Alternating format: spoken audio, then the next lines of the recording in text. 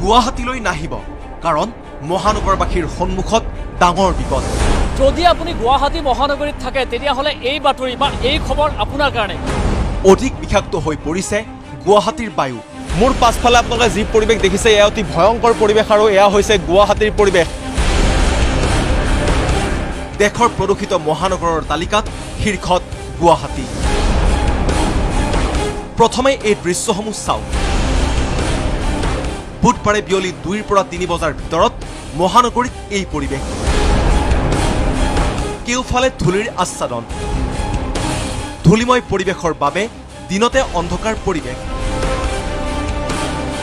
বিগত মাহৰ পৰা দ্ৰুত হাৰত গুৱাহাটীৰ বায়ুৰ মান অৱনমিত হৈ এতিয়া উশাহৰ বাবে একেবাৰে অনুপযোগী হৈ পৰিছে।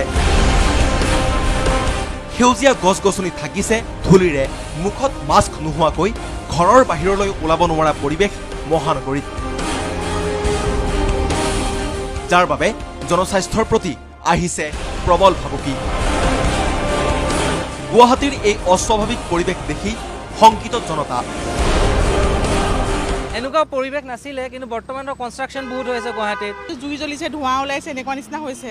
খুব বেয়া পৰিৱেশ, এনেকুৱা দেখাই নাই আগতে। আজি মানে বেলেগ ধৰণৰ এটা হেৰি হৈছে, পৰিৱেশ এটা হৈছে, মানে ভিতৰে ভিতৰে শংকাতে থকা নিচিনা হৈছে। 2-3 বছৰ পিছত আমি হয়তো দিল্লীখনে ইয়াতে পাম। নিশ্চয় চিন্তা হৈছে। এতিয়াতো মানুহৰ হৈয়ে আছে, প্ৰায় মানুহৰে হৈ আছে চৰ্দি জ্বৰ কাহ এই ধূলিৰ কাৰণে। ভয়াৱহ বায়ু প্ৰদূষণৰ কবলত পৰা মহানগৰীত আটাইতকৈ চিন্তাৰ কাৰণ হৈছে শিশু বৃদ্ধসকলৰ বাবে। চিন্তাৰ কাৰণ বিভিন্ন ৰোগত আক্ৰান্তসকলৰ বাবেও। এই বায়ু প্ৰদূষণ হাওঁফাওঁজনিত বিভিন্ন ৰোগৰ কাৰক হ'ব বুলি আশংকা কৰিছে চিকিৎসকসকলে। গুৱাহাটীৰ ধূলিকণা মিহলি বতাহ এতিয়া বিষাক্ত হৈ পৰিছে। অকবত স্বীকাৰোক্তি অসম প্ৰদূষণ নিয়ন্ত্ৰণ পৰিষদৰ বিশেষজ্ঞৰ। এতিয়া ধূলিকণাটো বিষাক্ত হৈছে। ইয়াত দুটা বস্তু হৈছে, এটা বেক্টেৰিয়েলজিকেল এজ ৱেল এজ কেমিকেল।